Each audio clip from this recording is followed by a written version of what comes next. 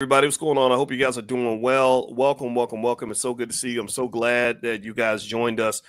This is drboycetv.com, the home for intelligent Black people. My name is Dr. Boyce Watkins, and today we're going to have a conversation about that fight. A lot of y'all saw the fight. A lot of you have different opinions about the fight, some good, some bad.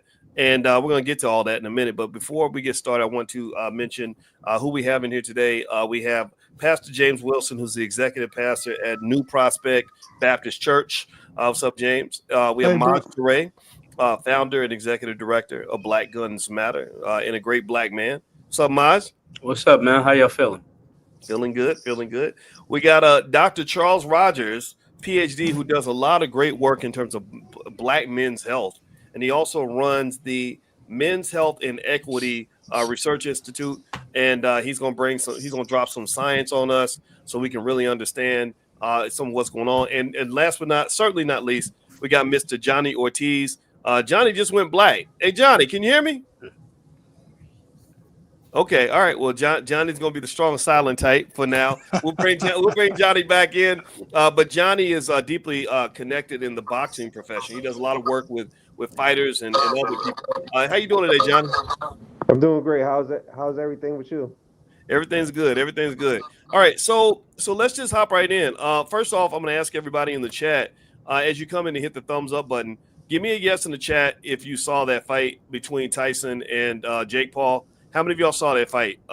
Give me a yes if you watched it. Give me a no if you didn't. It wasn't like a typical pay-per-view. It was actually done. It was actually on Netflix. And so I'll start with Maj. Maj, did you see the fight? Yeah, I saw it. For nostalgia's sake, obviously Mike Tyson, most of us grew up, watching the story of Mike Tyson. And it unfolded in whichever way it seemed to go. Whether it was him just being an absolute warrior to him having those legal issues. And we all saw him getting kind of like taken advantage of a bit to him evolving into more of a spiritual person. But from a nostalgia piece and it being a light, I would identify as a casual. I box, but I don't have enough of the serious study of the history of boxing to call myself beyond a casual. But and for those reasons is why, when I saw it, I said, okay, I'll tap in. But yeah, it wasn't exactly what I thought about, and then I reflected a little bit more the day after. But yeah, I saw the fight. Okay, so first off, let me just ask a simple question. For stick with you, Maj. Do you think Tyson looked good, bad, or in between? I think Mike looked great during training. I think that he looked strange right before the fight. It almost looked like he was not in his same right mind that we saw going into all of the footage from training. Now, obviously, when somebody's training, you can't see the edits, you can't see how much time a person needs in between those edits. You can't see those things. But saying this to say, Mike looked different at that first, whatever. Now, first couple of rounds, he looked like, okay, I'm sizing this guy up. We're gonna see what happened. Then he looked like he ran out of steam. But what I also noticed too was, it was a few opportunities where he slipped a couple of Paul's punches and could have really let his hands go, but he just didn't. And I saw that at least 2 or 3 times. And I kind of was like, wow, that's interesting, But he just didn't look his normal self. Maybe even 3 or 4 days going into the actual fight. He just looked like lethargic after those first few rounds. And I want to know exactly why. He seemed to slip his punches very, very easily, but just didn't let his hands go after those first few rounds when he tagged him a little bit. So he didn't look like himself to me. All right. So I see we got Dr. Charles Cole in here. Sorry. Hold on. Sorry, guys. I'm getting some audio on the back. That was me. My bad. We got Dr. Charles Cole in here too. What's up, Charles? How you doing, man? Good to see you. How you doing, man? Good to see you. It's been a minute. Yeah, brother. I'm glad you could join us. And so I go to. Uh-oh. Yeah, brother. Oh, look at that. Y'all hear that? That's a man that's got too many devices going in the background. I'm up here hearing myself over and over again. See, just technical difficulties everywhere. But so let me go with you, Dr. Cole, then. Okay, so with this fight, there were a lot of people who felt like Mike Tyson was too old to be in the ring. yeah, he got paid big time, 20 million, 30 million, for whatever the number was. It was in the millions. It was, millions of people watched. Some people were concerned that maybe that this might have tarnished his legacy a little bit, that he came out kind of not looking, and no one expected him to be the 25-year-old Tyson, but some people felt like, hey man, why are we doing this? He's 272 years old. I don't. It's fine. He's a million. He's Methuselah. Listen, I would say this. I love Mike Tyson, man. I think we've watched Mike Tyson at his worst, at his best, and he just always is authentically who he is. I actually kind of wanted to show love to Jake because Jake did kind of spare him a little bit, kind of show mercy, didn't hurt him the way when his legs was wobbly after the third. He showed him a lot of respect and got him paid. And you could tell there was a lot of like love and reverence there. Listen, man, Mike Tyson is Mike Tyson. I don't know what his money situation is, but they packed out Jerry World, bro. Like, and those two fights before that fight were epic. So I think that we got more than what we needed. It was on Netflix. I didn't pay $60 extra to watch it. And Mike got to get love and showered with it. And he didn't look great, but for a 58-year-old cat, like, it was fine. I didn't expect him to beat that kid, man. And so I'm happy he got paid. I just love Mike Tyson. So, if you spent and bet money on Mike Tyson to win that fight, then hey man, a fool and his money will soon part ways. Okay. So Pastor Wilson, I want to ask you this. I'm going to read a statement to you. I heard from Dr. Myron Roll. He was going to join us tonight. He couldn't join us, but he took the time to text his perspective on it. He was concerned about the health issue of a man fighting at almost 60 years old. So here's what Dr. Roll said. And by the way, y'all don't know Myron Roll. He was all pro in the NFL. He was an All-American at Florida State, and now he's a surgeon. I think he might have just finished his residency at Harvard. So he's top of the line neurosurgeon. And here's what Dr. Roll says about the fight. He says, an old man should not experience head trauma. The brain atrophies with time. It stretches the cortical vessels, and any trauma can rupture those vessels and lead to blood on the brain called a subdural hematoma, which is life-threatening. So, Pastor Wilson, you got a little gray in your beard, and I imagine you remember when Muhammad Ali also was out making money at a late age in his life. We all saw the consequences. I know you and I are both out of Louisville. Do you feel like it's worth it? Even with the money, I didn't feel comfortable personally seeing a old guy out there trying to do stuff that he should have been doing 30 years ago. What'd you think? Yeah, man, I actually, but first of all, to answer the question, I mean, it's almost like so obvious that, no, I don't see it worth the money for the kind of damage and the risk that you expose yourself to. I think it's just so self obvious for those reasons alone. Kind of like which as you were getting to, Mike Tyson is just 6 months older than me, and so I don't want body shots to my body, much less head shots, and so there was some kind of nostalgia. I was looking forward, the Tyson I saw, 30 years ago or whatever. And, that guy's not there, but, there was some nostalgia, looking for that, but understanding the reality, bro, is, the risks are just so severe, and the body as you age is so less able to recover from that kind of head trauma. So, I would pass on it for sure. Okay. So speaking on the health issue, I want to move to you, Dr. Rogers, because I know that but Dr. Rogers is he's very humble. So I have to brag for him. He is a leading scientist in his field, and he's deeply concerned about Black men, and his work is known all around the world for the research that he does. I remember, if I'm not mistaken, it was areas of colon cancer, things like that, where you said a lot of Black men are affected by that. So, Dr. Rogers, would you have anything to add to what Dr. Roll said about just the concern about the idea that a Black man feels like he has to go and get bashed in the head, really for the entertainment of white folks, let's just be honest, in order to make money? I know everybody's saying, well, he got paid, but was it worth it? I mean, how do you feel about that? Man, it's definitely mixed, and thanks for having me, and thanks for your comments so far. So a couple of thoughts on the money piece. If you read some of the legit articles, they argue that he mentions that he's doing okay with money. with him having his, Tyson 2 company where he's selling cannabis, making like 150 million a year, as well as some other streams.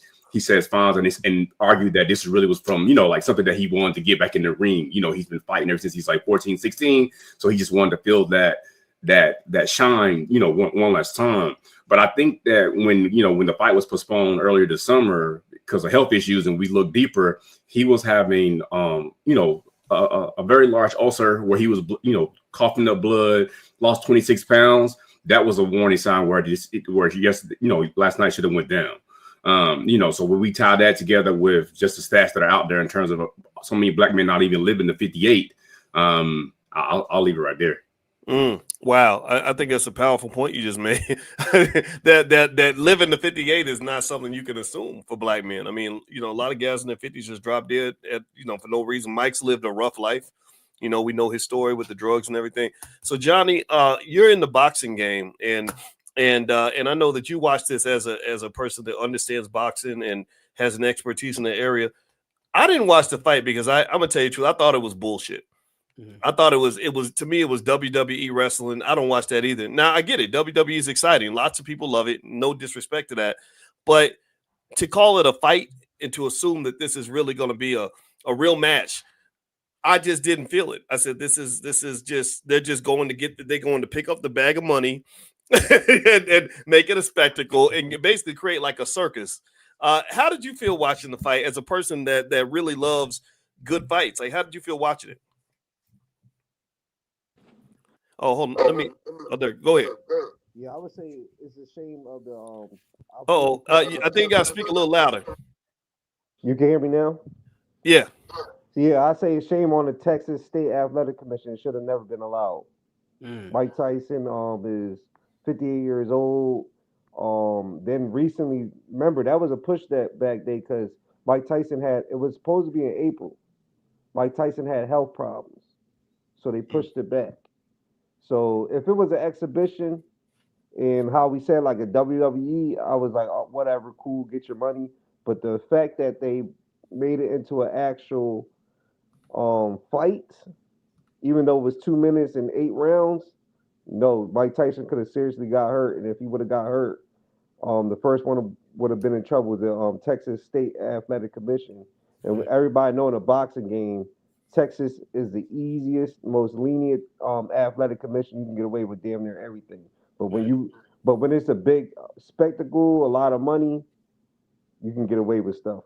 But yeah, it's a shame on Texas for allowing that for sure. Wow. Okay.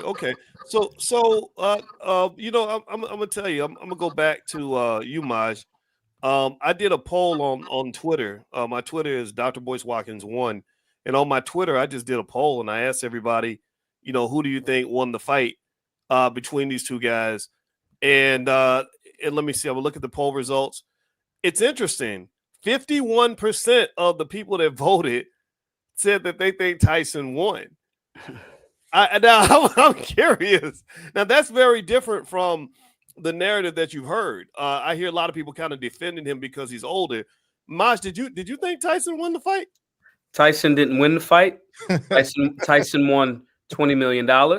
Tyson, it looked to me, especially in the early rounds, Mike did not let his hands fly the way he could have. It is a spectacle. Mike has been talking about he doesn't believe in the word legacy. And if he's willing to say, I don't believe in the word legacy, that means that it definitely is a money run.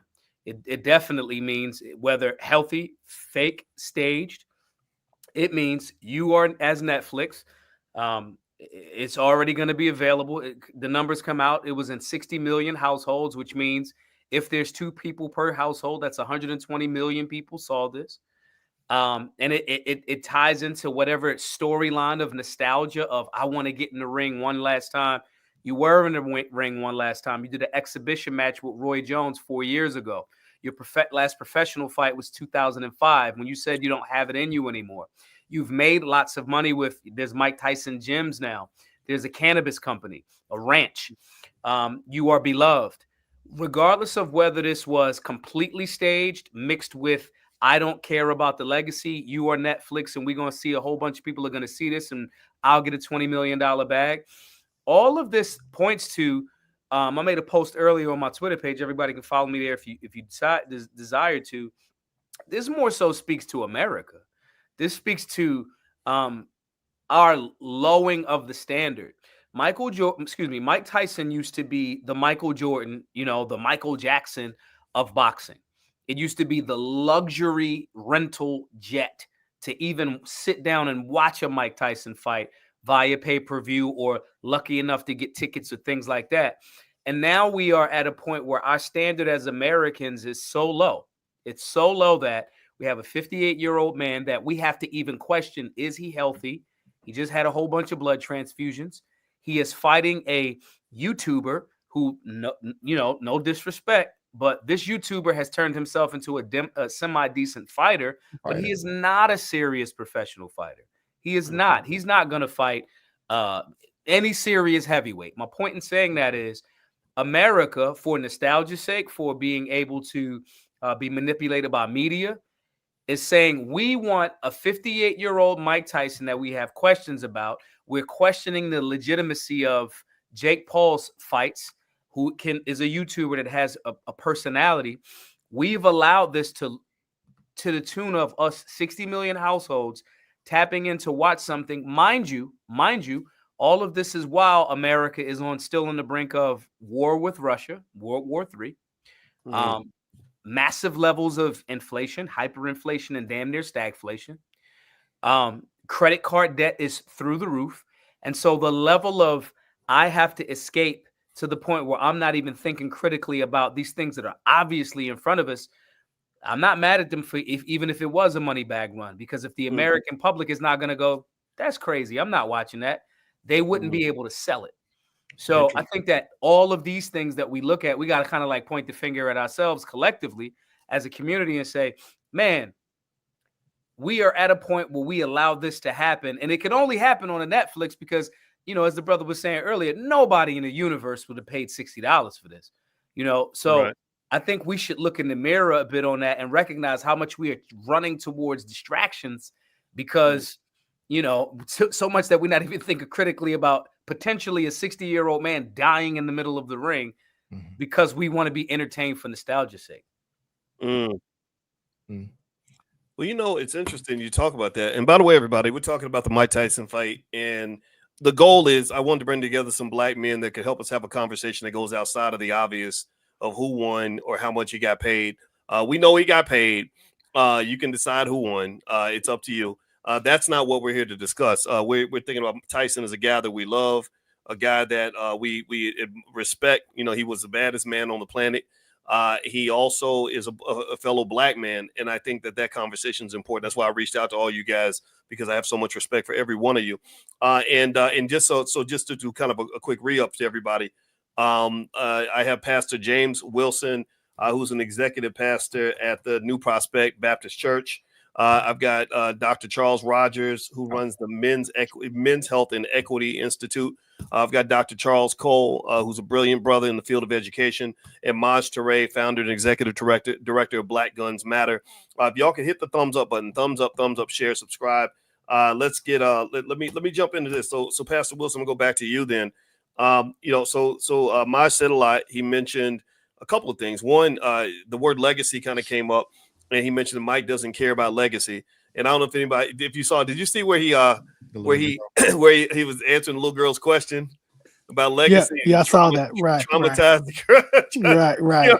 I was like, okay, she need to go. Let her go interview Barack Obama or somebody that's gonna say something that's gonna cheer her up. That poor little girl was depressed after that. He's like, legacy doesn't matter.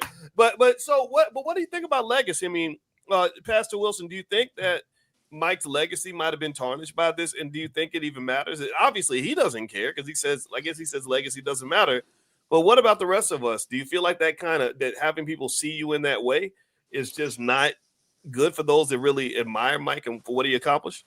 Yeah, I think the legacy is intact. For those, I think as Brother Maj said, somebody else might have said this as well. For those that know him in his prime, know the history, know his story, his legacy is intact, very much so. And as someone that, as I mentioned earlier, I'm in his age bracket, And so all that's intact, and people later in their years, I mean, it kind of is what it is. But I tell you what, the statement from Tyson that I think is the most troubling, and I don't know if anybody, I'm sure you all may have heard this, but before the fight, some kind of pre-fight conversation, he said that to my children, I'm a nobody. Anybody else remember that? To my children, I'm a nobody, but when they see me in this ring, they're gonna see something or see me do what I do, and to me that Wow. was very troubling, and perhaps I think it's an insight into a much deeper level into what's going on in Mike's soul, what's going on in his heart, and how he might even view himself. But to say that your children view you as nobody, that broke my heart to hear that, because I'm a man. I have children and grandchildren here now in my house. You might even hear them in the background. But to walk away with that kind of burden, and to say that across the world, that just was not good. And I think that perhaps is a further insight into his own pain and perhaps what might have driven him to get back into the ring. Well, Dr. Cole, I'm going to ask you about that then. And I'm looking at the comment by Mike, and I'm going to read it here. He says, family's everything. To my children, I'm nobody.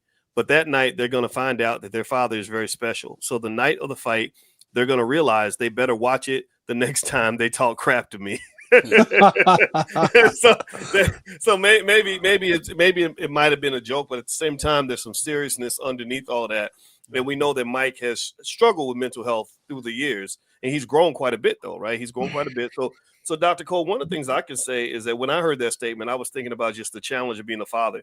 Being a father is interesting, right? On one hand, when you are giving time and attention to kids when they're young, it doesn't matter. You could really be a quote unquote nobody, but they'll see you as a superhero, right? I saw my dad as a superhero because I saw him every day. Now, we know Mike at the same time, though, years ago when these kids were born, he was kind of out there just living, right? And we don't know. I'd be curious to know if he was engaged with them in a way that was meaningful, because sometimes we can go out and conquer the world, but our kids don't care about that. They don't care that you made $20 million. His son was interviewing him too, and his son was right there with him interviewing him pre-fight too. So he brought his family along with him. But yeah, no, But I want to ask about what I'm curious about is, what if 25 years ago he wasn't with his son? Probably, back in in the Robin Given days and all that, the cocaine days and all that. Sometimes we pay a price for that as fathers. When you're not there when they're little, they remember that. What do you think? No, I agree. I mean, my story. My parents struggled with dope until I was like in middle school or whatnot, right? So there was some fracture there, even though they doing a lot better. So I definitely get it from that way. I'm not a father, so I want to make sure I yield it to the actual dads. But I know I'm the only one on the other side of that answer. So you give me some space later on in the conversation to let my thoughts breathe. I got you. But I sent you a personal picture of me and Mike Tyson together. I don't know him personally like that, but I've been in spaces with him. We've had conversations. I mean, I will just say he tends to do these things of sound mind.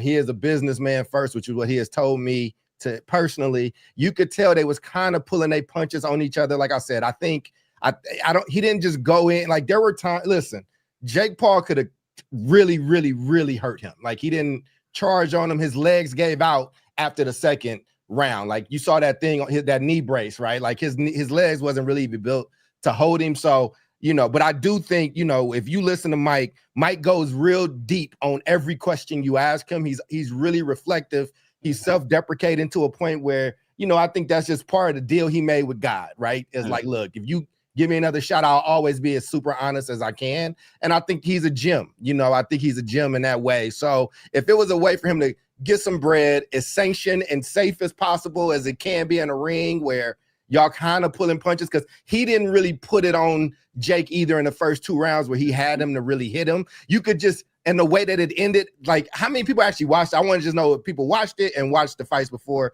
just because I need to, if you didn't watch it, at the end, it was still about 15 seconds left. Jake just stopped and kind of stepped back to like give him a bow. He didn't want any slip ups or either of them to catch each other. So, I mean, I know they kind of played it up for it, but I feel like it was somebody who loved Mike. Jake Paul's father made Jake promise when they got it, like, hey, don't.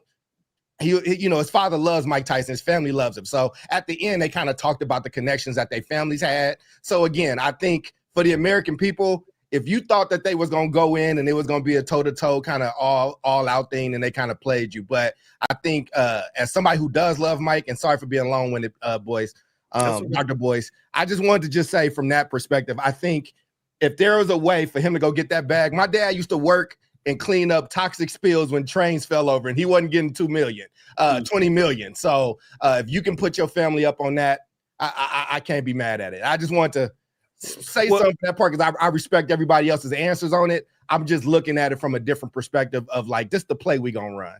I think those are great points. And actually, by the way, here's that picture Dr. Cole sent me of him and Mike. Let me see if I can pull it up on the screen. There we go. Yeah, there we go. That's him with Tyson. And actually, I don't think you were too long-winded because I got another question for you. Then, an important question. Mm-hmm. You said that, and I do know your story. You mentioned drugs. Yeah, with your parent. My father was on. That's why my father was not there. He was on heroin. Mm-hmm. And I can tell you this: as a parent, as a person who had a parent on drugs who was absent because of the drugs, I would not give a fuck if you were Mike Tyson. Mm. My father could show me like, I was a world champion. I was this, I was that. And I would be like, I don't care. You weren't a father. Right. So you are, and I'm not saying I'm mad. I didn't even know the man well enough to be mad at him. Right. You see what I mean? So I'm wondering, do you identify with that? And do you think that could have been what Mike might have been referencing? Because we know, let's just be honest. Mike was a wild guy. He lived a wild life. And I'm wondering because what happens is we get in our 50s and the kids are grown, they start asking questions and we try to play catch up sometimes. But a lot of times you in your 20s, the kids kind of might be in the back seat, especially if you have an issue with the mother or something like that. What are your thoughts on what I just said? Yeah, I think that all of that is possible. I think he feels very guilty. I think there's some darkness in that soul. As far as with my parents got clean when I was in middle school. I went through NA with them and, watched them get clean and all this good stuff. And they still together now, God bless them. That's how I ended up from Kentucky, Chicago to Kentucky, then to Oakland. I will say this. I mean, we did have our strains and there's just strains that come with that. And had my father not stuck in there, gotten clean and did what he needed to do, I definitely could have had those feelings to him. I think that Mike is trying to pay a debt back to his kids, though, and pay a debt back to himself. If you, like I said, anytime you talk to him, it seems like he took this vow, almost like a monk, that he is going to just be as honest and self-deprecating as possible, to the point where it was hard to watch at that thing that you saw. He was doing this talk in Miami, and I had my team there, and we were doing our own set of talks. And we got to spend some time with him because there weren't that many black people. So we just hung out like that night and just talked. And he's a real introspective dude. And he is definitely trying to give his kids. Here's the thing. He's very honest with them, like to the point where I think his kids are sometimes like, you ain't got to tell me all that. Like he telling his son when a girl burnt him type stuff. Like he is that open with it. So I think with Mike, man, he's one of those souls. I think we all have it. We all kind of care about him. Like I think about just what he's done, what he's went to jail for, what he's came out, what he's had to do. If somebody has lived a full truth in front of people and deserved that respect, and at least the benefit of the doubt, I think is Mike Tyson, right? Like, and he's scared of what he used to be. He's afraid of what he has to become to get back into a ring. Like you watched him with his tick of him biting his glove. Like he talked about a biting, like I think he had to do that so he wouldn't hurt that kid or get himself hurt, right? So I'm just giving an empathetic ear. But to answer your question, boys, Dr. Boyce, is father relationships between black sons, black fathers, all that stuff can definitely be strained. But I know you one of the few channels that actually champions and shows how much work our black dads are doing, especially after this terrible Democratic season that we just went through, where there was felt like a plot, and that's my party, this, but a damn near a plot to get rid of that type of masculinity. So, hey, if you can step up, take a few shots, and your kids can eat off of it, people do way worse, way less to not have as much of an impact. So, respectfully to the other fellas, but I get everybody's point. That's a great point. So I'm going to pass the ball back to Dr. Rogers. I know you've been very patiently waiting, and you can go in any direction that comes to mind. But I want to specifically ask you, as a person who is an expert on health, particularly black men's health, I was concerned with that comment. You know that comment Mike made about how he and the other guy had sex with the same girl and they both died of AIDS, but he didn't. And here's the problem I have with that. If I was to be honest, I know athletes that feel like it's okay to live like. I know regular guys who live like that too. But there's something there might be there in terms of athlete culture that is just dangerous. You know, just dangerous in terms of there's something, and I don't know if it's if maybe we're pressured by culture to behave this way. Maybe it's because you think about it, Tyson and Tupac were very good friends. Pac is no longer here, right? And I think culture just kind of comes into it. And as you're a person who talked to me specifically about how many black men are dying of colon cancer. And I wonder, like, just even about that, it just seems like the death of black men or us being in spaces where we might die is just way too prevalent. And I'm wondering how we can address that without kind of, whenever I talk about it, people just say, oh, you just be hating. You just be hating. And I'm like, no, this is love. I love you and I want us to live. But it seems like sometimes we are just trained to die and do things that you know are going to lead to an early death. So Dr. Rogers, can you kind of speak on some of that? Man, that's so good, so loaded. I'm gonna see what I can do, man. So several things. So let's try to work backwards with some of the comments you make. So with the train to die, I think that's more of a word train to survive. And so what I mean by that, like giving some background on myself, just like Dr. Cole did. Like I'm from rural North Carolina, where to make good money, you either hustle or you worked in a factory. Yeah. And so, like me being the different person who went out and got all this education, that was not a norm. That was not normal. And I had to do a whole lot of stuff to make sure that I still survive so I can even get to the stage that I am. And so we fast forward to now, a lot of black dudes are just trying to survive. Whether that means doing what they have to do to make money so they can provide for their household, whether it's safe or not safe. And so I'll leave that piece there. You know, with some of the earlier comments that you were mentioning, I think a lot of it has to do with like how the world defines what tough is. So most people more likely see tough as the piece that you mentioned in terms of like really focus on you'll do whatever to until you die, whether it be for your household or elsewhere, versus there's this other cadre of people who are really focused on you being your best self as you setting this new standard. And so I think that's sort of the theme that's coming along here with the fellas too, in terms of in my opinion, and me being a father myself, in my opinion, in terms of what masculinity looks like, is my son being okay, comfortable crying with me as much as he needs to, because I'd rather him cry for me because the world does not give a nothing about him. And so to make sure that he feels safe at home and come to me whatever he needs to, that's what's most important to me. And so now I'm talking with my son, so I done locked out. So I'll pause right there and let you probe me so I can get some more out. Okay. Well, you know what, Dr. Cole, I'm sorry, Dr. Rogers, my apologies. I'll say this. And by the way, I want everybody to know we got another brother in here. The great Kwame Kilpatrick. He was a former mayor of Detroit, but he's a lot more than that. And he's a good black man that cares about black people. And so Dr. Rogers, let's do a follow-up on that question then. I'm deeply concerned. You know, when I look at Tyson's life, first off, I think it's a miracle that he's here.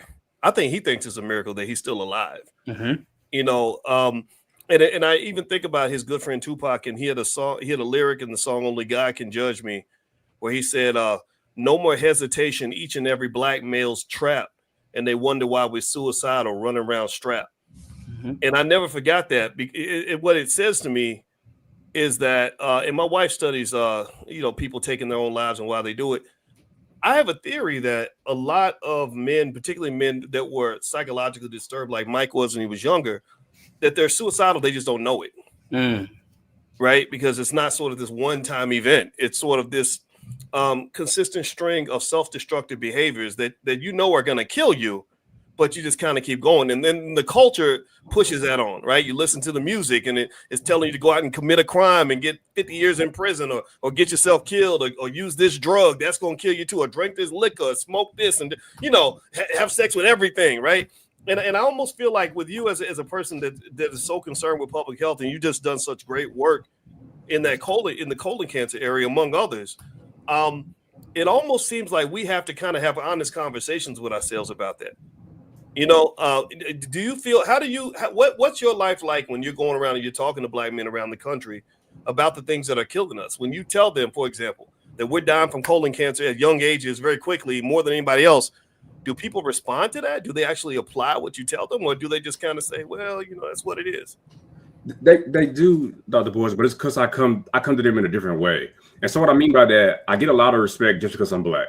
And so by seeing me as a black man, they are identify with me. And then also when I come to them, a lot of times I may look just like this. When I do something in the community, I'll look just like this. I got on some J's, a fitted, and a dope t-shirt. And they come and they see me as Charles before they see me with all these degrees. And so being authentic has been invaluable and able to connect with them. But also what has been helpful and has been how I frame what I say. Like with some people, they need a fear tactic in terms of like, hey man, if you don't catch this colorectal cancer early, you got less than 10% chance of dying. Versus some people need more of a empathy approach. And what I mean by that, for example, is like, say I'm working with a Latino guy, I need you to be around so you can be there for your daughter's quinceañera. Like that may hit them more than saying like you got a higher chance of dying from this compared to white people. And so, the biggest things, again, these themes are meeting people where they are, being transparent, and giving them the facts. Like there's so many assumptions about, specifically with colorectal cancer, what is killing black men compared to other people, and they just don't know. So lack of information, as you know, it kills us. All right. Well, you know what? Before I get to Kwame, because I got a good question for you, Kwame. I'm gonna show y'all some images, and I want y'all to tell me if you're familiar with these images. And then, Kwame, I'd like to get your response to some of this. Okay, so we have this fight here. It probably made, I'm gonna guess, 100 million or more. And it's a YouTuber against a guy who's a little bit past his prime. And of course, they're gonna do it again, right? To me, it wasn't really a fight. It was more like a circus, or it could have been like a WWE type situation. But does anybody remember this movie? Mm-hmm. Great White Hype. Mm-hmm. And remember in the movie, they revealed that the formula, it seems, to get people to watch a fight, it ain't about the quality of the fighters, right? Because when Damon Wayans fought the white boy, there were black dudes. Remember, there was one black dude who was fighting, like really pushing, trying to get a fight because he was the correct contender, but they pushed him aside because they said people will only care if he fights a white boy. And then I think about other movies or other situations. You go back all as far back as Joe Louis and Max Schmeling. And Jack Johnson had a fight like that. And then you have Rocky and Mr. T, Rocky and Apollo, right? So Kwame, when I show you these images and we see sort of this pattern of this idea of and maybe it's almost like a fantasy of other people thinking they can whoop a black man. I don't know. What goes through your mind when you see that? I think that last night is a line and akin to all of that. But it just makes me sad. When I was a kid, I used to be in there cheering for Apollo, and I was one of the few kids that cheered for Clubber Lang. I wanted Mr. T to win. I come out of the shrine of the Black Madonna. We was always for the black guy, no matter what. But last night was sad. It really was to me, and it was even more sad. I actually shed a tear last night. My wife thought I was tripping, but I saw the real Mike Tyson speak at the end, and you saw in that he had to climb back into a space of deformity, of recklessness, of absolute depression to be able to fight again. And at the end of it all, I think that he was left feeling absolutely empty, even though he made a few dollars for himself. But he was left feeling in a way, and that's why he said what he said, I can't do this no more. I'm not an animal anymore. When he said that, it hit me so hard, because in order to return to your own vomit, you actually got to get back in that space. And so I saw that interview that they were running online that he did with even the little girl. He had to turn back into something that he's not anymore. He has the wisdom from all of that. He's moved forward, but he had to turn back into something that he walked away from, and he successfully made it over. You said something when I first came on. You said, I'm surprised that he's still alive. I mean, he had to climb back into his death suit to just do this boxing thing. And so I believe he's feeling the the weight of this circus atmosphere, this kind of clownish type of thing that's coming off, this movie theater, white versus black thing, and I don't believe it sits right with him. I'm worried about him now.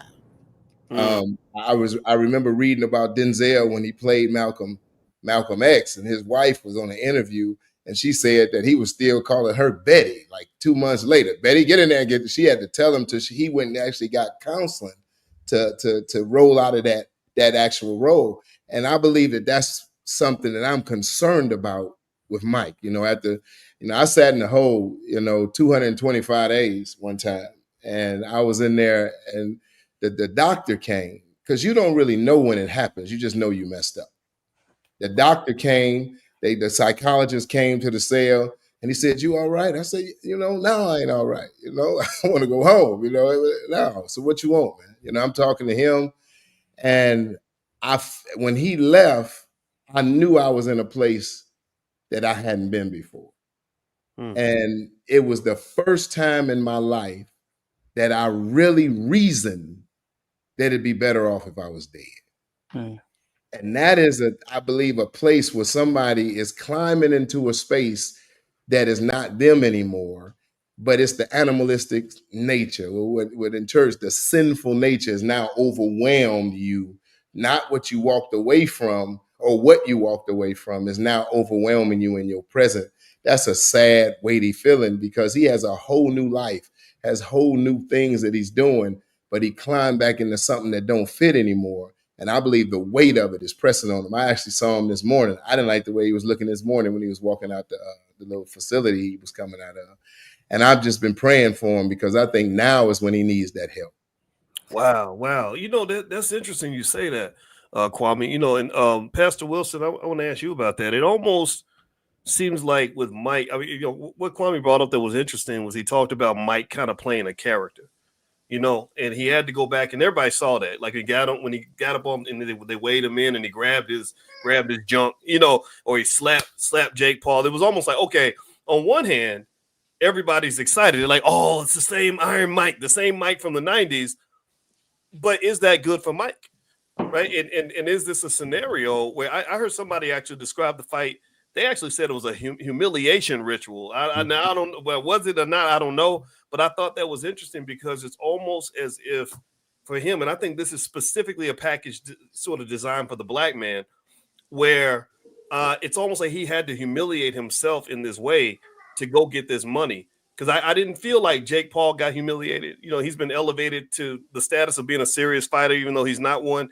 Even his brother, when they asked him, they said, "Well, Mike might want to fight you next time, Logan." And he said, "I would kill you, Mike Tyson." And I get it; he was trying to be, entertaining, but I didn't like that. It was like, wait a minute, it almost felt like they were just kind of crapping on his legacy a little bit, and he didn't seem to have a higher stature after that fight. What did you think? What were your feelings? And just talk about that in general, in terms of what black men, particularly athletes, have to deal with to make that money.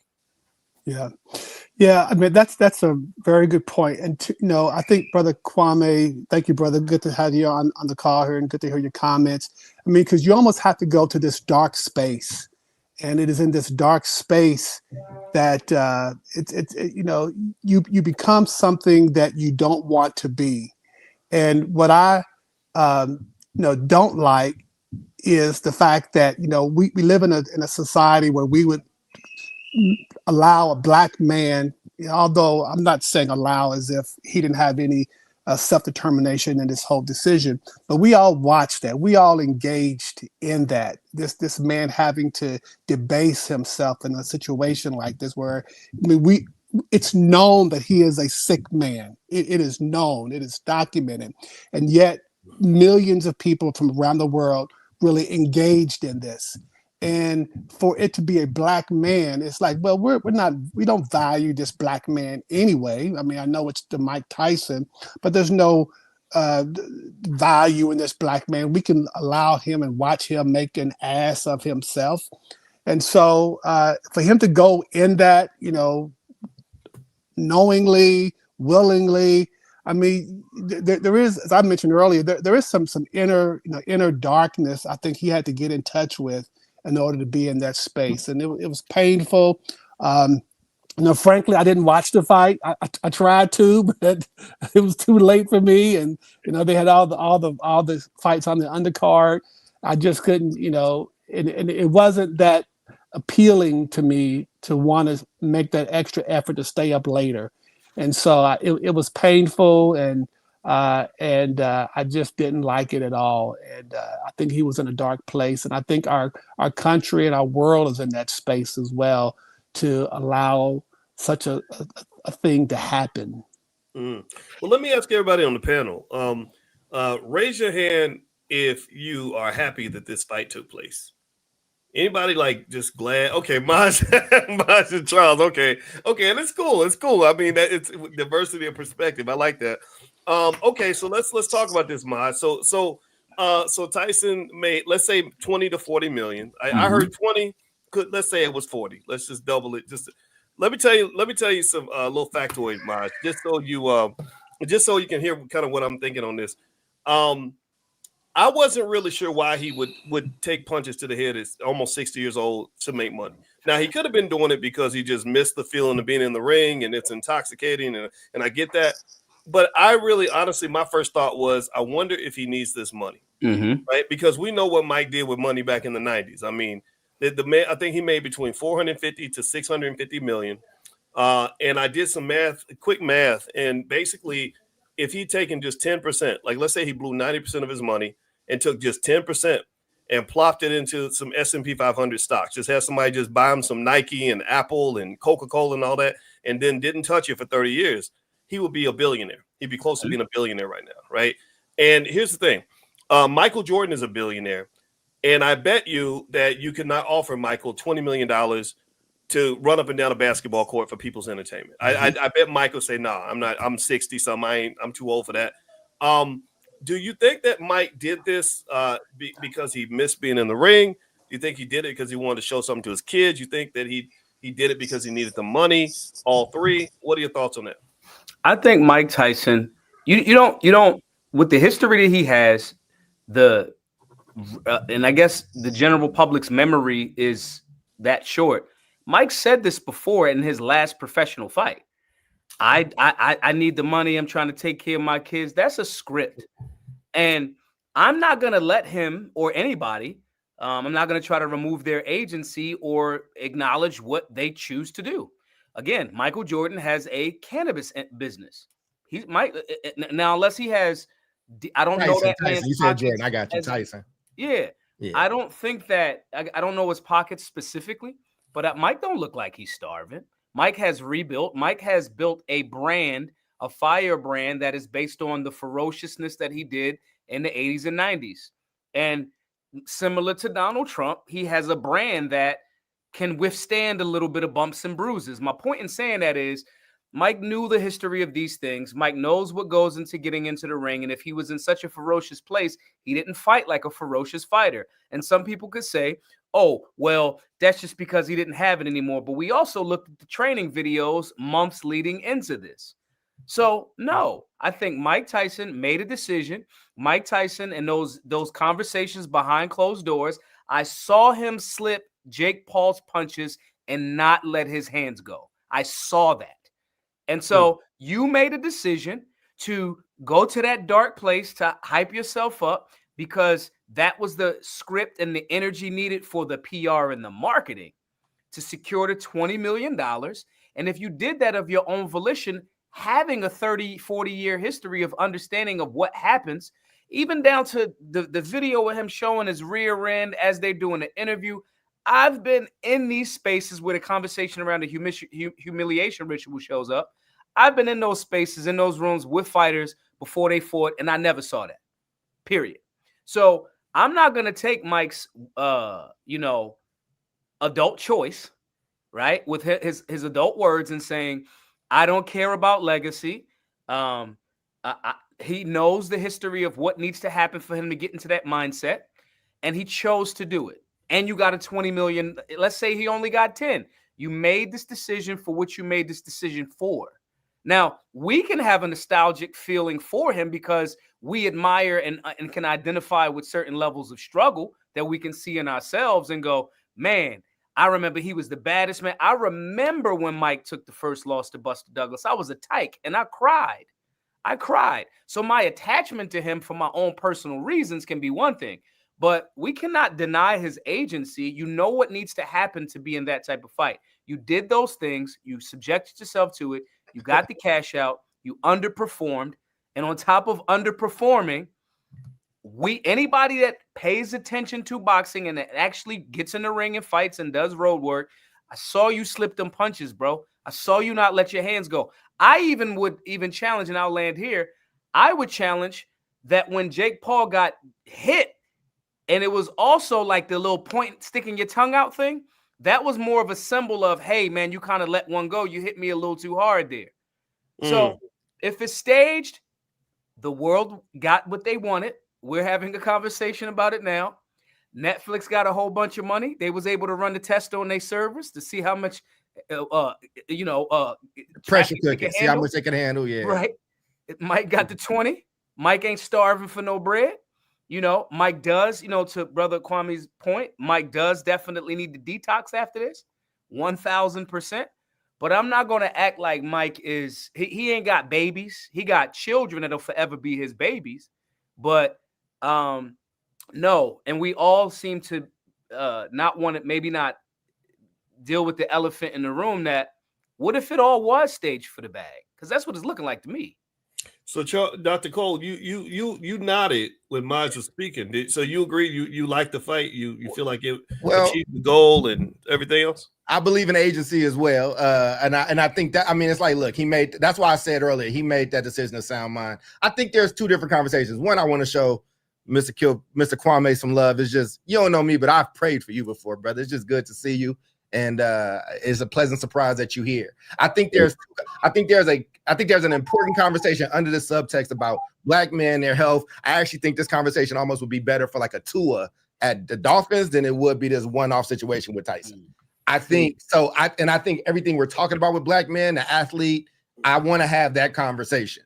I also want to be honest about this particular piece. I think they ran a play. I think that they were clearly communicating with each other. I think that's why I was asking if everybody watched the full night, the full spectacle. The first fight, that was BS. Those two fights in the middle with those two Mexican-American fighters and then those two women that would have got no love, no shine. They got to fight in front of 60 million. And those fights was worth whatever you paid. Like them women, that 36-year-old and that 38-year-old woman, they fought, and to be honest with you, they threw harder punches than the Jake Paul and Mike Tyson fight. Like, it's not a diss to Jake Paul and Mike Tyson. I just could tell they were trying to take care of each other inside that ring. I could tell they ran a play.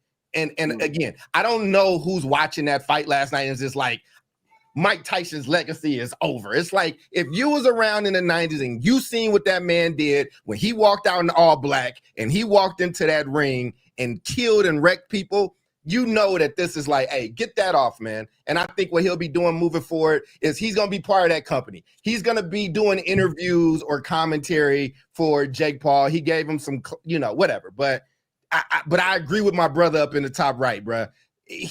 I don't want to take his agency away. I don't want to infantilize that grown man. If I'm a man, for me to be a man, that means to me that my yes mean yes and my no's mean no.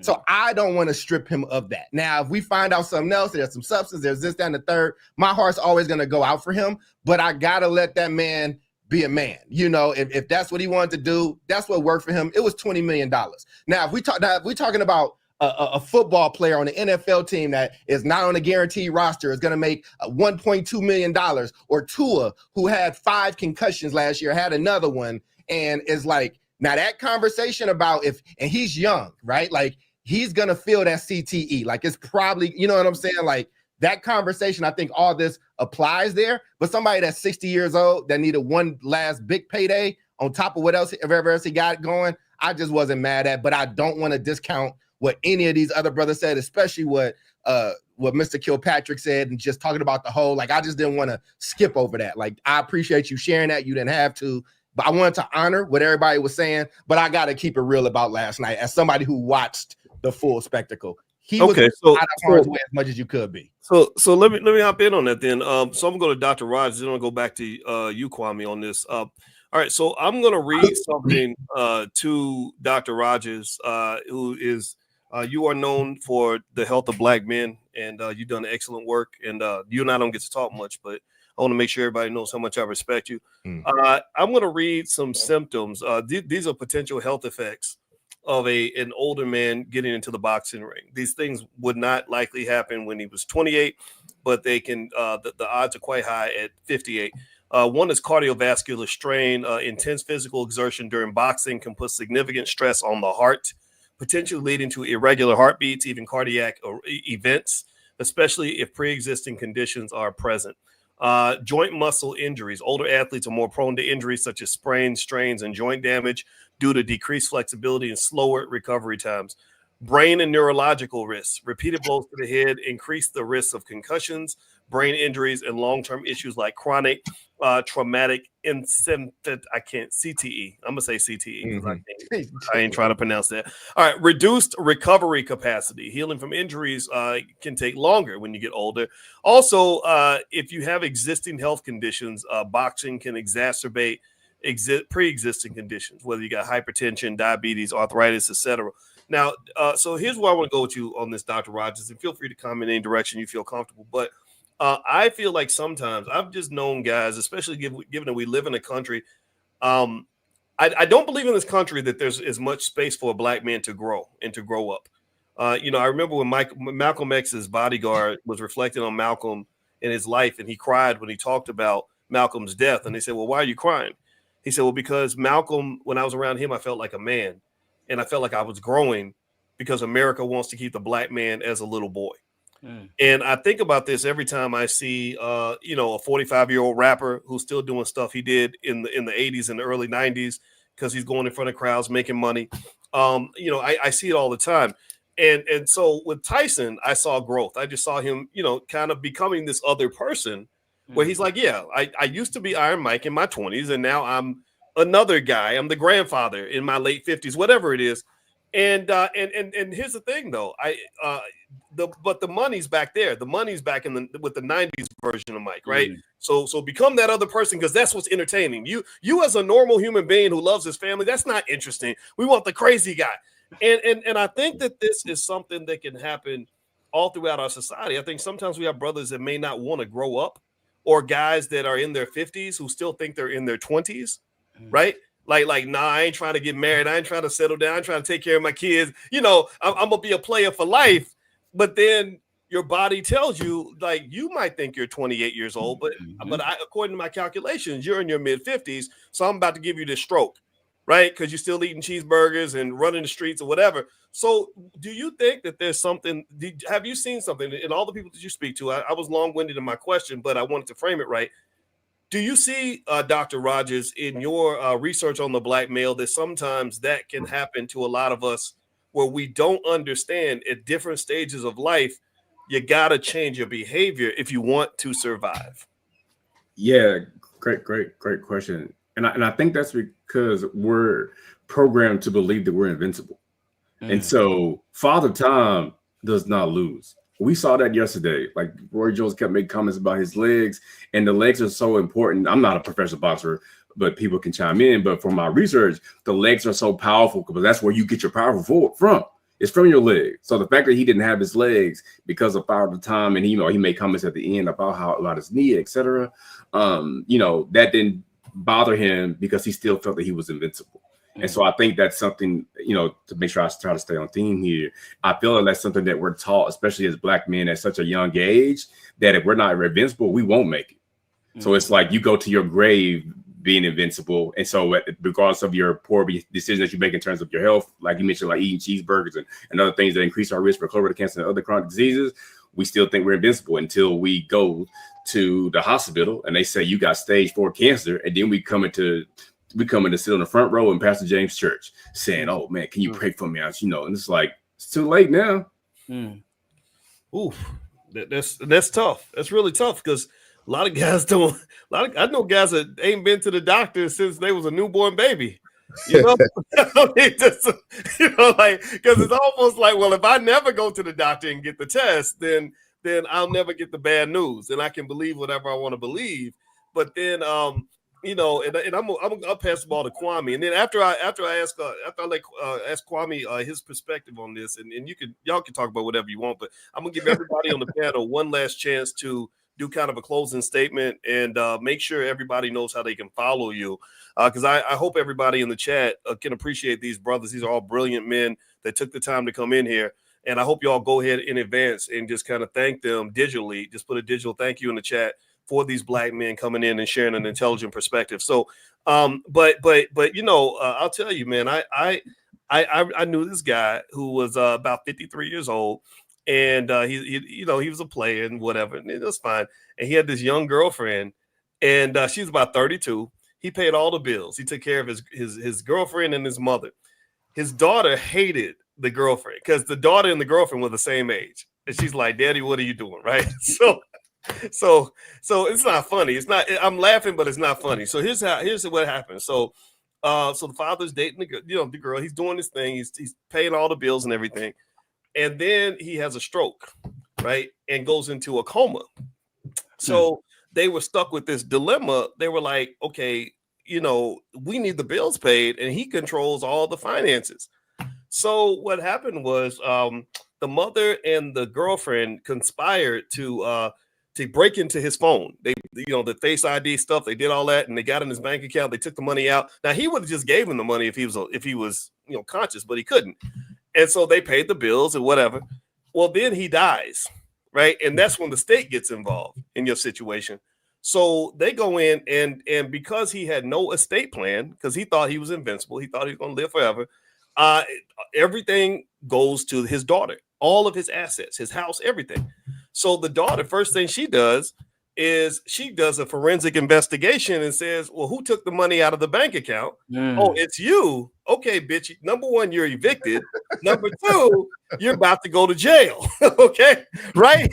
And here's the thing. If the brother had handled his business and accepted his own potential mortality, he could have prevented all this. Because if he was here, he would have taken care of the girlfriend. He would have handled it.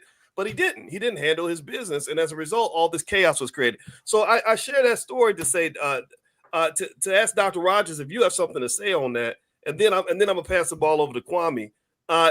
Did you have any final thoughts on that mortality piece? Because I think that as men, we have to accept the idea that you're strong, you're a great man, but you're gonna die like everybody else, and you have to think about that. Dr. Rogers. Yeah. So I'll leave you with a quick one sentence: is DNA is the gun, but lifestyle pulls the trigger.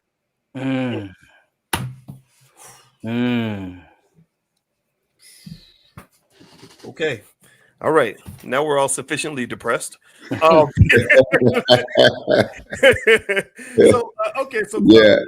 I got okay. I'm gonna frame your question on this, man. Something Mai said earlier. I've been taking notes because y'all just smart guys, man, and I'm learning. Maj mentioned some things. He mentioned that like right now, politically, we have a lot going on in the world. We got the wars, the inflation, credit card debt. He mentioned that. And it made me think about how sometimes these spectacles, y'all might know the quote, something like "give them bread and circuses." Bread and circus. Yeah. And that made me think. I wonder if these sorts of things, like where this play is being run on us by the politicians. We just went through a contentious election. Black men were the center of that in terms of the conversation. Now I know that you were pardoned by Trump, and I don't know how that affected your political loyalties or not. But did you have anything to say about that, just in terms of the politics of not just what's happening with this fight? Maybe the fight had nothing to do with politics, but just the shape of the country right now and where black men are kind of in that whole back and forth. Well, I think first, in line with what you said before I forget, this sideshow, I don't believe that that's the kind of bread and circus they do. The Diddy thing is that now. It's real lives at stake. They put the show out there, but they make somebody's actual life freedom I mean, they make that the sideshow while whatever they want to do is over here. And they really take black men to a place where we get entertained by somebody's demise. So I think that politically then, our barbershop conversations have gone from the kind of conversations that my generation used to hear about with King and Malcolm and Snake versus SCLC or some of the larger conversations about black men and where we are in this world. You know, we get to it in the shop, but then Diddy comes up. And so then it's like freak offs and stuff like that, which takes us away from whatever the political, the dynamic political moment that we live in right now. Donald Trump, he did something nobody else would do. You know, he told Alice Johnson and Jared Kushner in the Oval Office on January 12th when Alice Johnson asked him to give me a pardon or commutation. He just said, "I'm gonna help the guy." And the next morning at 8:41 a.m., he signed my commutation. I never met Donald Trump, never been in the room with him, never shook his hand, and he just did it. And so, yeah, I looked for him for 2 years, finally found him, went down to Mar-a-Lago and met with him and talked to him. And we kicked it about politics. And what I was very impressed about the intuitive nature of Donald Trump, Al Sharpton actually told me, when you get with him personally, he's going to be a lot different than you see him on the stage. And he was. He asked a lot of questions. There was a lot of back and forth. And it was interesting to me how he was thinking. But that didn't incline or inform the way I thought about this election. You know, I was thankful to him, but there was just somebody on the other side that I could support. I really couldn't. After being inside, I was on the Democratic National Committee. I served on it. I fought Democrats for 10 years. I really did, because the body politic part, the appropriations, the access to government, the contracts from government, that discussion we are completely not involved in whatsoever. In the political campaign side, they're spread around money. Democrats spread money better than Republicans. Democrats engage people in communities better than Republicans. Democrats get money to people in neighborhoods. The old lady on the block, they'll get national Democratic money to that old lady and change her life for a couple of months. But they will not involve her in a discussion about how we truly engage government to really make some substantive change or foundational changes in the community. They're not going to do that. They come around every 4 years, but they won't pass a piece of policy. Even today, they had the House, the Senate at one time before it was tied, and the presidency. They didn't pass one criminal justice bill. They didn't take nothing through the sentencing commission. And so I get upset with these moments that we have because we don't push the things that we think are important. Lastly, since we're talking about politics, Project 2025. Everybody was upset with it. I read the whole thing. It's a lot of stuff in there. Ain't no way that we should ever be supporting it. There's a few things in there that's all right. The problem I had is all we could do was attack it. But nobody said, hey, why don't we get Dr. Rogers, Dr. Cole, and Dr. Boyce Watkins together with James Wilson and Maj and put together a Project 2025? I didn't hear that from anybody.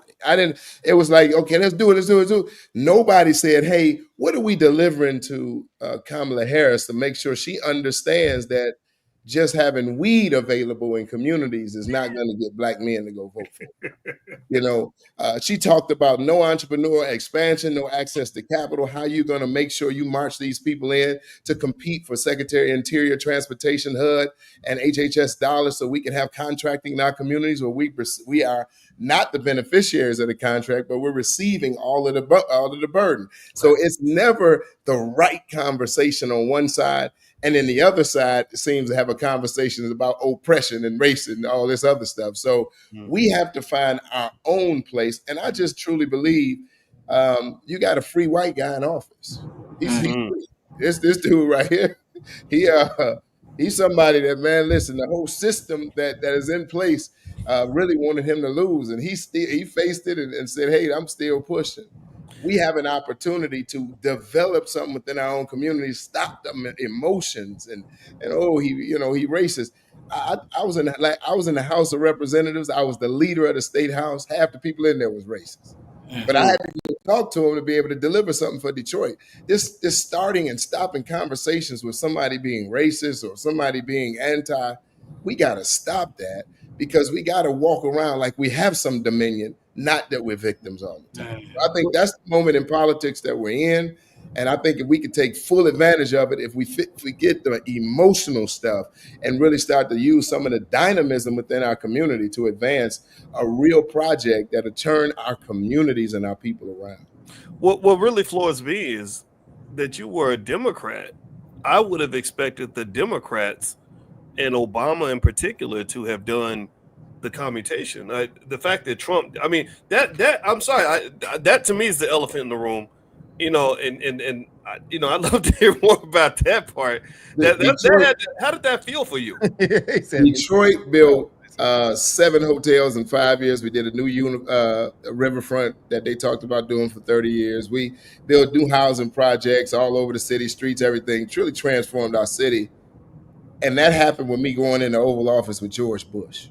I couldn't get no action from the Democrats because unless I was coming talking about expansion of some feeding programs, food benefits, WIC, after school daycare, child care programs, free lunch, free breakfast. I could have those conversations all day long. But if I was talking about actually changing the way that you fund cities by changing the definition and population, because I could write the bills, but I couldn't get anybody to support the amendment to the legislation so we get the money directly. And that's what you want in relationship, you know. President Obama just wasn't going to do it. He was on mission, and he had a mission that he was on, and that mission turned out to be, man, I got to leave here and do something for myself too. And he did. I mean, I think I think he's probably the greatest politician that ever lived. I really do. I believe that doesn't mean he did the best in office, but I mean that people in our community absolutely love him and fight you, shoot you where you stand, and they can't name what he actually did for them. And I think that is a phenomenal. He's phenomenal to me, and that's the same thing that happened in his office when Elijah Cummings was talking to him. You ain't gonna let Kwame out? Me and him kicked it like we kicking it now. We've been to dinner, we hung out, we did all kind of stuff, and he was just like, no. And Elijah Cummings, I talked to him on a jailhouse phone, and he said he's not gonna do it, Kwame. And I said, why? And he said, don't know. He's just not going to do it. And so I had to regroup and figure out how to get the next president to do it. And that was Donald Trump. And here, Van Jones, I was talking to him in January of that year. Listen, if you just take my package to, and he said, why would a white Republican let out a black Democrat? I said, man, we can't ask why. Just put the paperwork in front of them. I got all kind of stuff happening. God is changing hearts, turning people. Just put the paperwork in front of them. And that's what Alice Johnson did. So I can't explain, but I can simply say, we got to stop with the Democrat-Republican thing, and let's develop an agenda where we probably got to impact, engage, and affect both parties with what we really want to see in our community. Wow. I love that. That's great information, profound. And also, everybody in the chat, I want everybody to know what we're about to do. I am going to let every panelist give kind of a closing statement. Also, every panelist will mention something they have going on. They might have a book, a website, an event.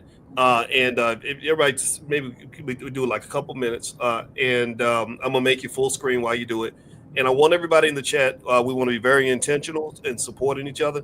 Give me a yes in the chat if you will pull out a pen and write down this information, or go to the website of somebody that you're interested in. Go follow them on Instagram.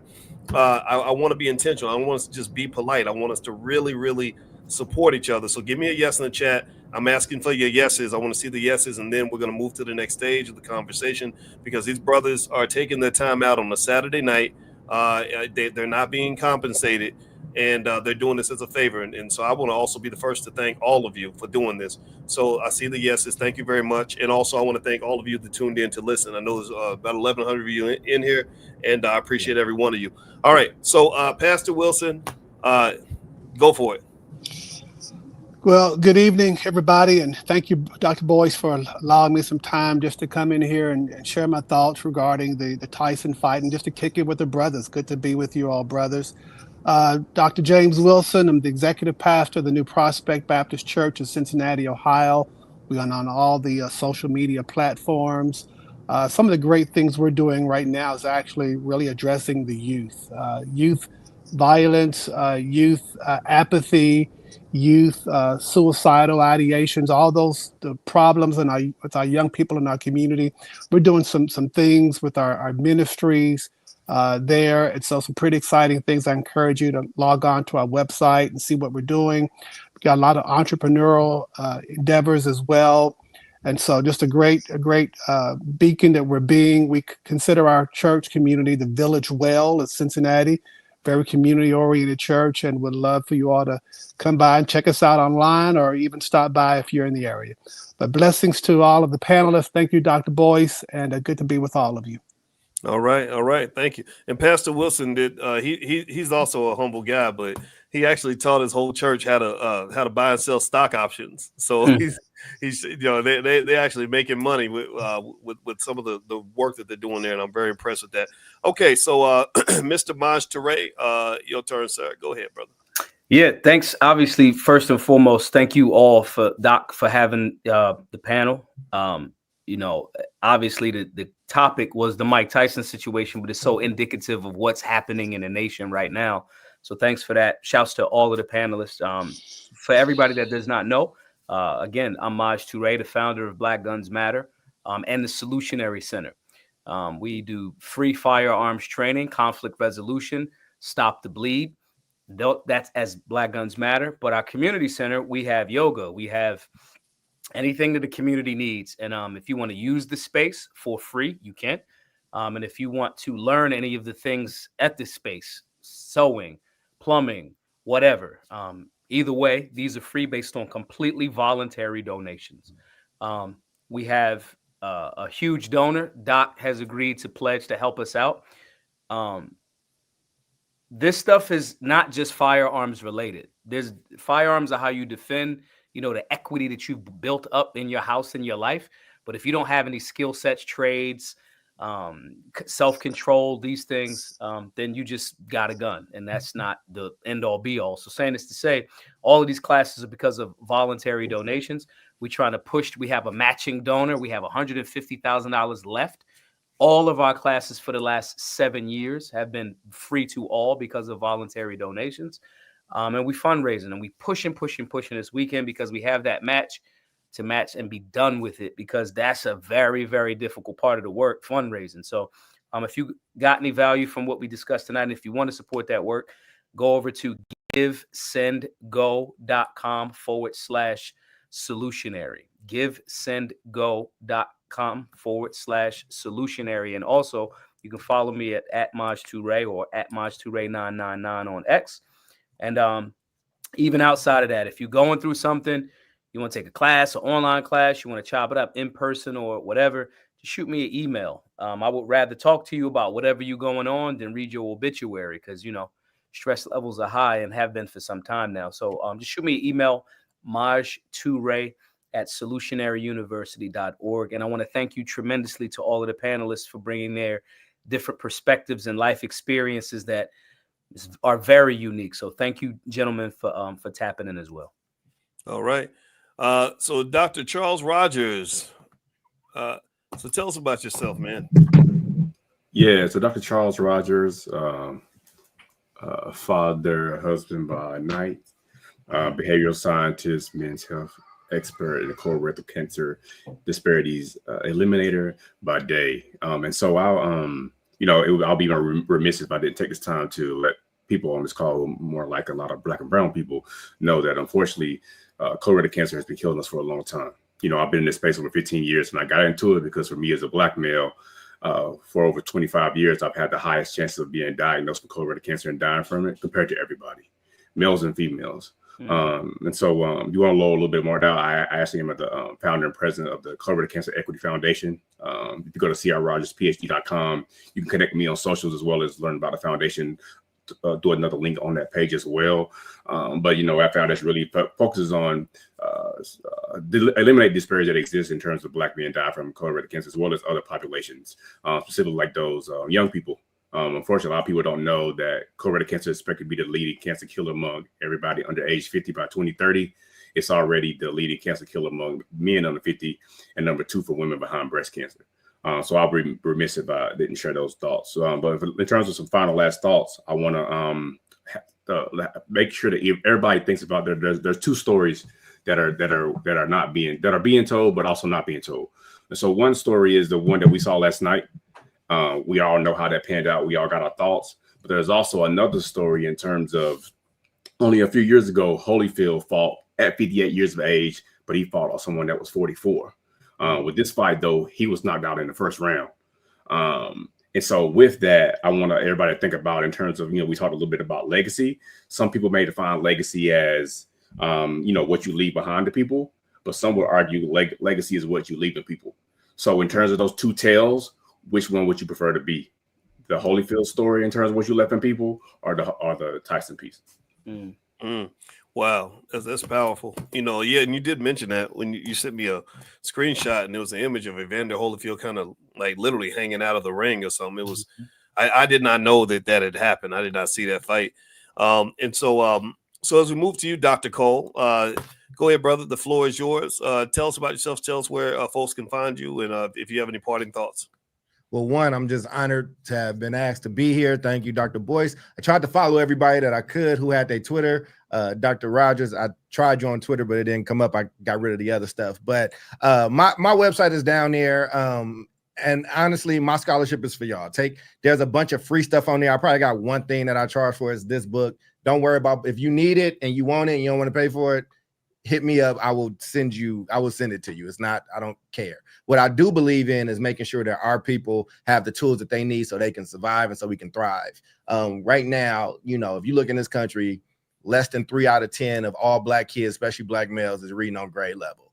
So in the times of slavery, right, a slave master could do whatever they wanted to a slave except teach them how to read, because a person that's able to read is not capable or fit to be a slave.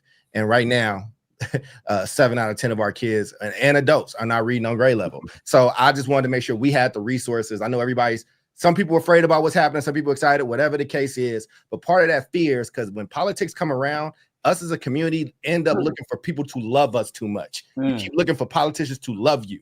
This is not who you're about to date. This is a negotiation. Now think about going to buy a car, you're about to go negotiate, and you're like, but I need that person selling me the car to love me. You sound crazy. And I think that's why people play with us the way that they do.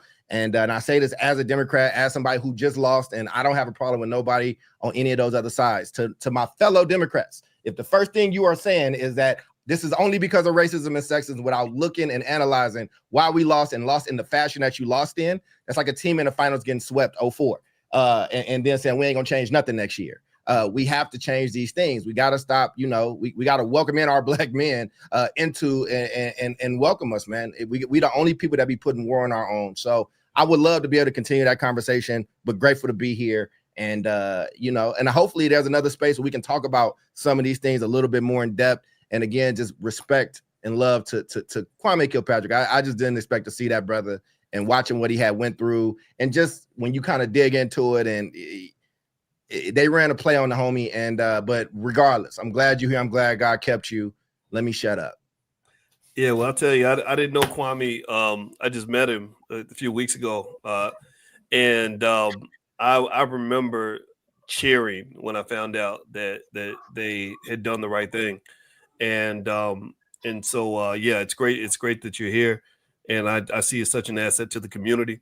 And I'm gonna let you get the last word, brother. Did you have any? Dr. Boyce, I'm gonna be remiss. I'm sorry, because Kwame asked us to make sure we had a plan. I was so wanting to show you love. I forgot to mention. Go to that website. I just did a 5-city tour of us researching our own people: Chicago, Houston, Atlanta, Memphis, and Philadelphia. There's some stuff in there for educators, but it's Black people we should be researching us the way that these brothers on here do it, and we should be having these conversations. So there's free resources on that website. I don't need your money. I don't need y'all to buy nothing. Go take advantage of the parent guide, the First in Family to Go to College guide, the pledge for Black educators. Like if you're a Black educator, your teaching should not be relegated to a classroom that's never served us well. It should be in the community. The way Jesus was out of the temple, that's how you should be. So I thank you for that, for me letting me be long-winded. Okay. All right. Great. Well, thank you, brother. Thank you, Dr. Cole. I appreciate that. Okay. So, brother Kilpatrick, floor is yours. I was actually long-winded last time, so I'm gonna be shorter. Let me first say that it's atmospheres like this that really just put some lead in your pencil, some gas in your tank, just to see brothers who are brothers. You're not shaky, flaky, pie back, punkish, soft brothers. You're real guys, but you also have the intellect and the intellectual dynamism to lead, and that's just, that's who we are. And it's just good to be in your company. It's good to hear you. I'm in here taking notes, writing stuff down, websites, because I want to always glean from brothers who doing what you all are doing. I just think this is a dynamic moment in our history.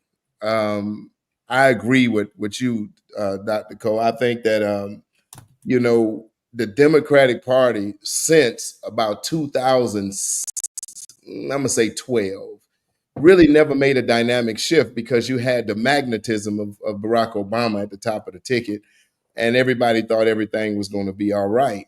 And so nobody really looked at the county level, the city level, the state legislators, and the Republicans were doing a good job at that time raising up people with disdain and hate. I moved from Detroit to Texas. The Tea Party was amazing. I mean, it was off the hook. And in the little neighborhood that I lived in, they had 12,000 people at a park, just coming out there that just, said they want their country back. I asked my neighbor, I said, hey, man, where we headed? He said, what? No, Kwame, this is not for you. And we're going to get, I said, man, if somebody got the country, I need to roll with you. He told me, no, we're just going to have to agree to disagree. You haven't explained your position. But these people were just angry, but they started organizing. They started lifting up candidates. They started moving people. They started raising money.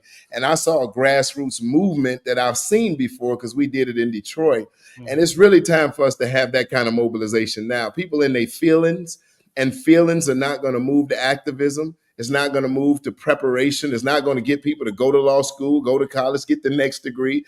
Emotions are just not going to do that. You need to be overwhelmed by planning, by execution, by thinking. And for that to happen, you have to be well. So I'm so glad we have behavioral scientists here. You can't sit where I sat. The first time I went to counseling, and this is for all the brothers, you said it's 1,100 people. The first time I went to counseling, after being in the state house and the mayor and going through hell and high water, I was in the state prison for 18 months, then went over to the federal prison for almost 8 years, 39 days short of 8 years. The first time I had counseling ever was when I was in the federal prison. And it was it was phenomenal for me. 12 sessions is all we got. Christian counseling, a volunteer came in, but it changed my life and helped me to see why I was doing, why I thought the way I thought, why I act the way, where the bravado come from, where the lack of compassion, where me laughing off stuff instead of dealing with the emotions that I had and working through those. It made me a smarter human being, a more mature human being. And I just think all of us, before we can truly execute on the level of our calling, we have to engage ourselves. And so I'm hopeful that everybody would have the opportunity to do that so we can get together and move. We too dynamic to be in a position where we're always being led and not leading ourselves. So thank you, Dr. Watkins. I appreciate you, brother. You are awesome, man. I'm watching you from afar, all talking about you behind your back. Man, got love for you, brother. Well, much respect right back at you. And I hope everybody in the chat will join me in giving a quick digital thank you, round of applause for all these black men coming in here. I don't know about y'all, but I kind of feel like we might have made some black history up in here. What do y'all think about trying to do some sort of men's panel once a week on this platform? What do y'all think? We got a few 100,000 subscribers. I think we should, because I want to talk about why I hate that term BIPOC and don't ever use that around me. When it's crime and pejoratives, it's black. When it's money to do things, then it's BIPOC. Then we all in it together. So true. So true. Oh, my brother. You ain't lying about that. Yeah. I love this. I have fun. I learned so much. And again, thank you so much to all the guests, Maj Toure, Dr. Charles Rogers, Dr. Charles Cole, Kwame Kilpatrick, Pastor James Wilson. Thank you. And by the way, everybody, I want to say thank you. Give a special thank you to all of you for joining us. If you have not subscribed to the channel, please go ahead and make sure you do that so we can all stay connected. And also, if you want to join us, you guys know we do economic elevation training for free for the community every morning, 10 a.m. You guys are all invited as well, 10 a.m. Eastern. If you want to get an invitation tomorrow morning, it's 7 days a week. Just text the word morning to the number 87948. Text morning to 87948. And every single day we do an economic lesson because Black men, we will pursue Black power, and Black power comes with Black money and Black wealth. They are all connected. And the women, the ladies, you are invited as well. So we will rise again. This is evidence of how great we are. This is the beginning. This is a drop in the bucket. This is the tip of the iceberg. Let's go pull up that iceberg and let's just pop out and show them what we'll be all about. All right. So God bless you guys. Thank you guys for hanging out. Everybody have a good night, and we'll see you soon. And take care, everybody. Peace. All right, peace. Peace.